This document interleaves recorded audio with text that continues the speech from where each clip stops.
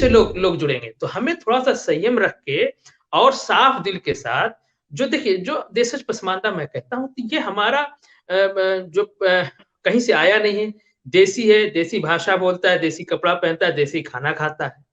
इसके साथ मैं कहता हूँ कि हिंदू और पसमानदा का जो है ना सामाजिक सामंजस्य, सामाजिक समरसता, सामाजिक समन्वय सदियों से है।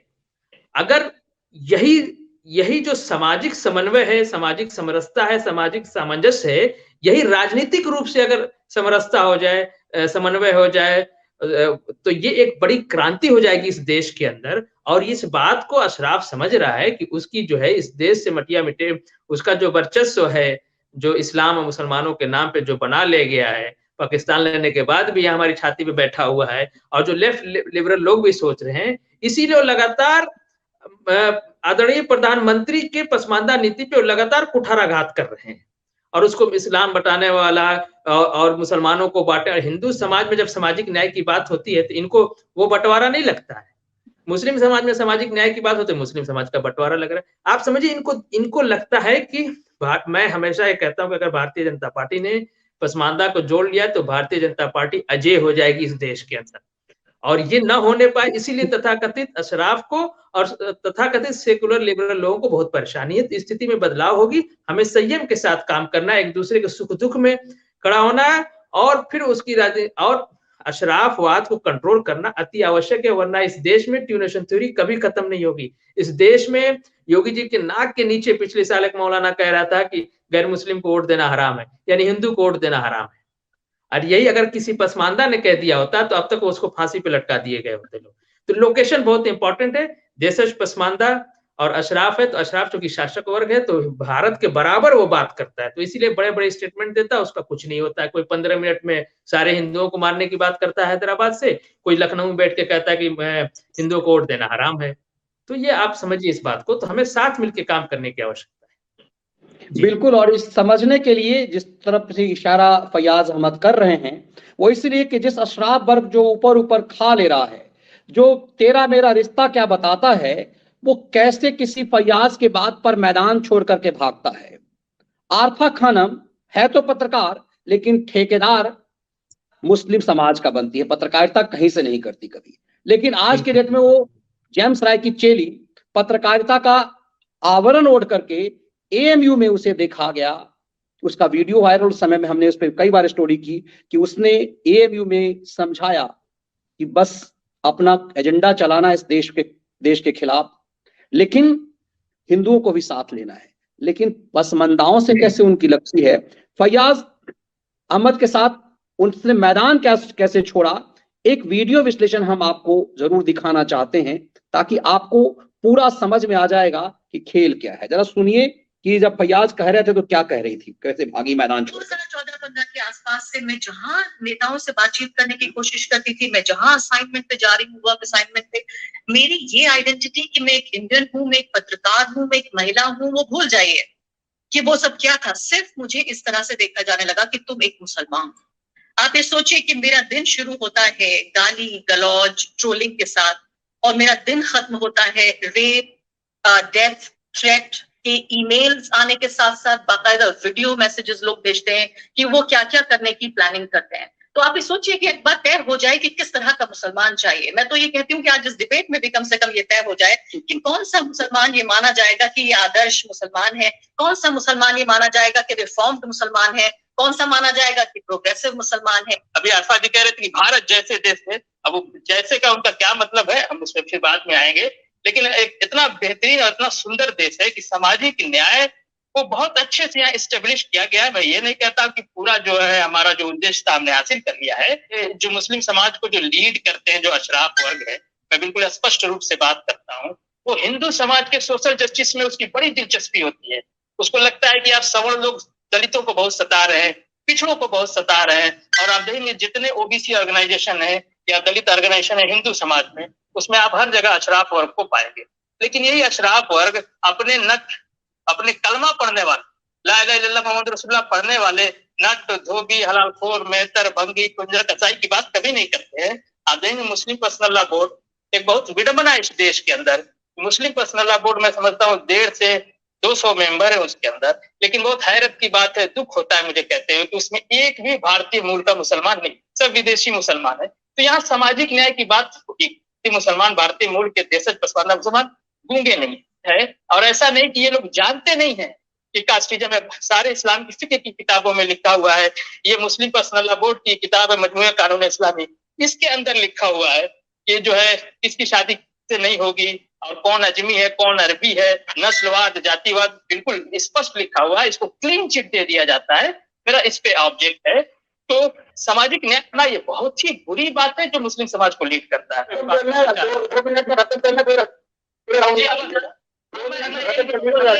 एक मिनट में खत्म कर लूंगा। देखिए 3 तलाक विधेयक तो ना उठाए करें, 3 तलाक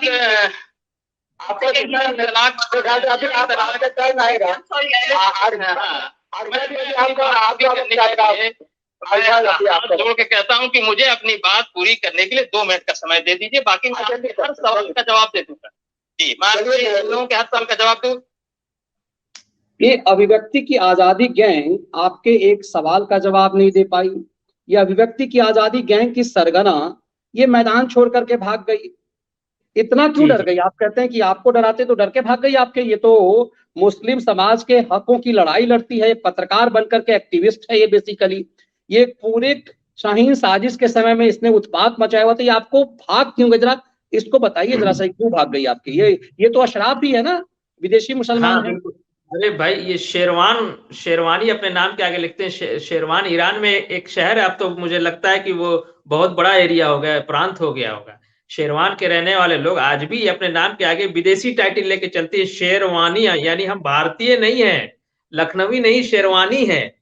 शेरवान एक जगह का नाम है, किरमान एक जगह का नाम है। शेरवानी, किरमानी, शमनानी, शिराजी, इस तरह के टाइटल जो देखेंगे। अच्छा, बेसिकली ये बताते हैं कि हम ईरान से आए हुए हैं। हम जो है ये अपने विदेशी होने का और भारत को जीतने का ये हमेशा हमारे हिंदुओं पे और पसमानदाओं पे ये दबाव डालते रहते हैं कि देखो मैंने तुमको रूल किया है, मैं फलाने जगह से। अपने विदेशी होने का इनको बड़ा गुमान है, इसलिए अपने विदेशी टाइटल अपने साथ रखते हैं।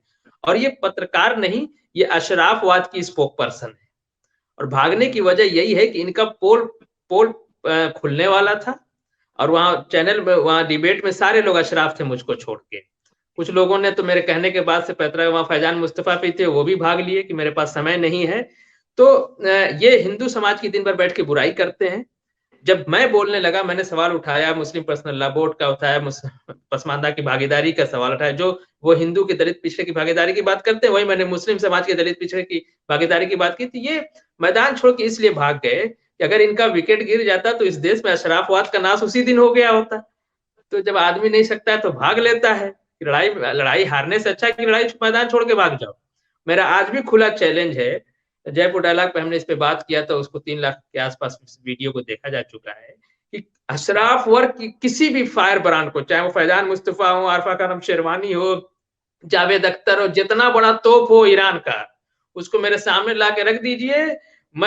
मुझे अपने ब्रह्मशास्त्र का भी प्रयोग नहीं, साधारण तीर से मैं इसको धुआं कर दूंगा। ये आप समझ लीजिए, ये भारत देश है और हम किसी दूसरे देश पे हमला नहीं करते हैं। लेकिन आप हमारे ऊपर जब हमलावर हो गए, हमें रक्षा करने आता है और हमें मुंह तोड़ जवाब देने आता है। हमने सिकंदर को हराया है। इस तरह के शेरवानी पजामा कुर्ते से हम बहुत घबराने वाले नहीं हैं।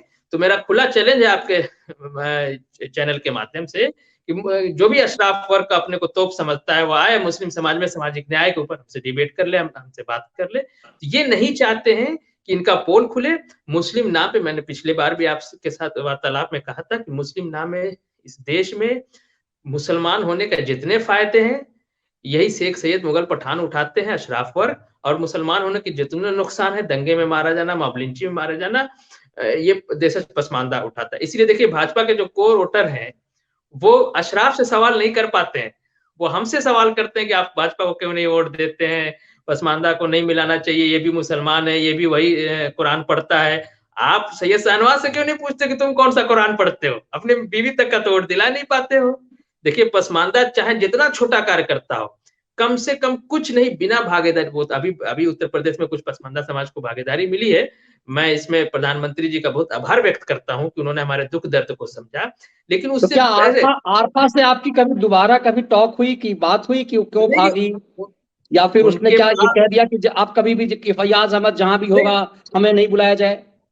देखिए उनका वो सीधा सा कहता था कि वो आरएसएस का कह के भाग गई कि मैं आरएसएस का हूं। मेरे सवालों का जवाब नहीं देना साहब, मैं आरएसएस से पैसा लेके काम कर रहा हूं, मैं यहूदी का एजेंट हूं, आरएसएस। देखिए अशराफ का ये पुराना पैंतरा है, जब वो डिफेम करता है, डिस्क्रेडिट करता है। उसने बाबा कबीर को डिस्क्रेडिट किया, आसिम बिहारी का कभी नाम नहीं लेता है। देखिए अभी बहुत दुर्भाग्य, एक जगह मैं अभी मीटिंग में गया था, वहां भारतीय मुसलमानों को रिप्रेजेंट करने की बात थी, तो वहां सारे प्रतीक जो है शाह वलील्लाह मोहद्दिस दहलवी के कोई नाम ले रहा है, कोई किसी का नाम ले रहा है, कोई सारे विदेशी मुसलमानों आक्रांताओं के नाम जो इस देश में जिहाद को, ट्यूनेशन थ्योरी को प्रपोकोट किया, उनके नाम लिया। किसी ने कबीर का नाम, किसी ने आसिम बिहारी का नाम, अब्दुल करीम अंसारी, नूर मोहम्मद, बीर अब्दुल हमीद, एपीजे कलाम और बिस्मिल्लाह खां का नाम नहीं लिया। वहां सिर्फ एपीजे का वो वहां पे जो है एमजे अकबर साहब थे जो बीजेपी के मंत्री रह चुके, उन्होंने कबीर का नाम लिया और साड़िए सिंदूर का नाम लिया। तो थोड़ी सी मुझे अच्छा लगी, नहीं चलिए एमजे अकबर ने लाज रखी क्योंकि वो पसमानदा बैकग्राउंड है उनका, वो बिहार से या फिर कलकत्ता से उनका संबंध रहा है, तो उन्होंने उस बात को कहा। तो यहाँ भारतीय मुसलमानों को रिप्रेजेंट करने के लिए सारे ईरान और अरब के प्रतीकों का प्रयोग होता है। मौलाना आजाद की तकरीर आपको याद ही होगी। तो ये एक बड़ी विडंबना है। तो इनके भागने की सबसे बड़ी वजह यह है कि इनकी पोल पट्टी न खुल जाए, इसलिए भागे। और उसके बाद इनका साहस नहीं है किसी भी इस देश में बसने वाले किसी अशराफ का, चाहे वो सेकुलर लिबरल अशराफ हो, चाहे वो राष्ट्रवादी अशराफ हो, चाहे वो फिल्मों में नाचने गाने वाला अशराफ हो, कि मुझसे नहीं, पसमानदा के किसी 15-20 साल के एक्टिविस्ट से भी वो बात कर ले। देखिए राष्ट्रीय मुस्लिम मंच, मुस्लिम राष्ट्रीय मंच पहले मुस्लिम है, ये भी आप समझिए। इसके एक डॉक्टर शाही साहब आए थे हमसे डिबेट करने जयपुर डायलॉग, वो क्या कह रहे हैं कि नहीं, मुस्लिम राष्ट्रीय मंच का उद्देश्य है कि for the Muslim to the Muslim by the Muslim. हमने कहा अरे भैया अशराफ मियां, यही तो मुस्लिम लीग का नारा था, by the Muslim for the Muslim to the Muslim. जब मुस्लिम राष्ट्रीय मंच का भी यही नारा है तो क्या जरूरत है आपकी, ना हमें मुस्लिम लीग चाहिए ना मुस्लिम राष्ट्रीय मंच चाहिए। ये सेकुलर देश है, यहाँ राष्ट्रीय मंच चाहिए, मुस्लिम राष्ट्रीय मंच नहीं चाहिए। जी चलिए, बहुत शानदार तरीके से आपने चूंकि जानना चाहिए था कारफा जैसे लोग आपसे भागते क्यों हैं,